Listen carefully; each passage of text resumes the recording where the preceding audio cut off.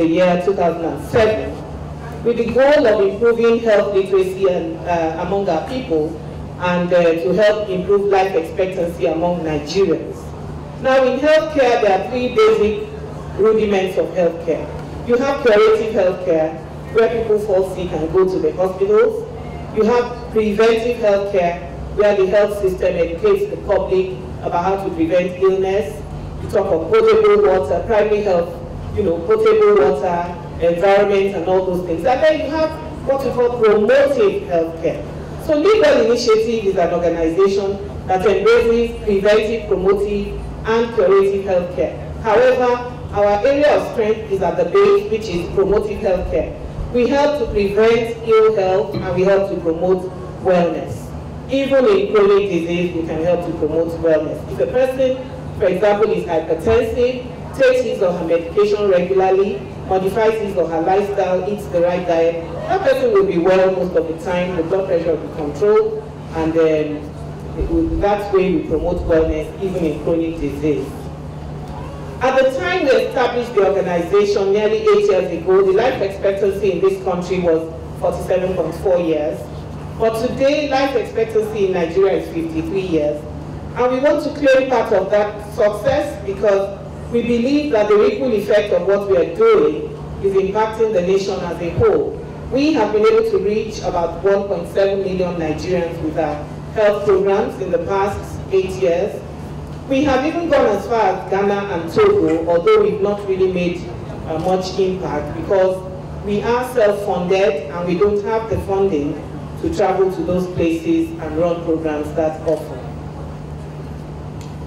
Since the past Grand Health Bazaar, which was 2014, Legal Initiative has recorded many more successes.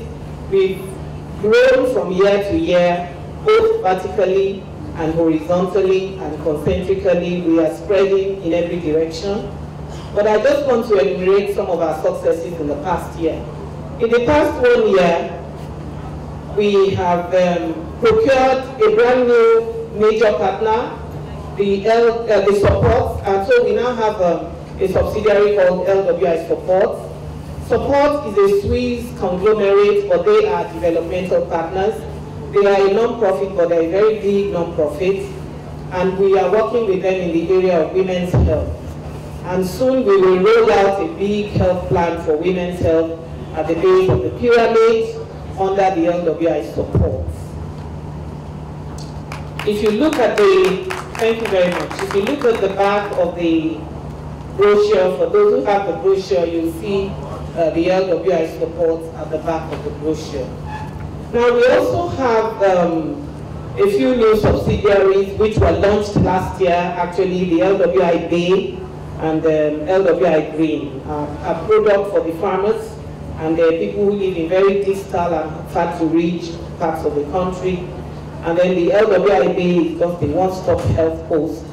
Among our other products is the Easy Health, where we go to people's homes to offer healthcare. It's a home healthcare service. We have home healthcare nurses, and we have a doctor at the Pinnacle that supervises that. Within the LWI, we used to have about 40 doctors, but I think we have about 50 of them now, among which we have consultants. We have consultant physicians, we have a consultant pediatrician, we also have 2 consultant endocrinologists that are part of us. And then we have about 50 or so pharmacists also within the organization. The public health people are the largest. We have about 70 public health practitioners. We also have 1 or 2 lawyers and engineers that are part of us. So in all, we have about 260 officers who are all volunteers, including myself. And the reason why we are all volunteers is that we are all social entrepreneurs working in the social space, adding value to the health of the people, and doing it as a voluntary service. Most of our officers do not get a single stipend for what they're doing, and the few that do get a stipend do not get a commercially competitive stipend, yet they stay. Among the successes of last year, like I said, we won 3 awards. One of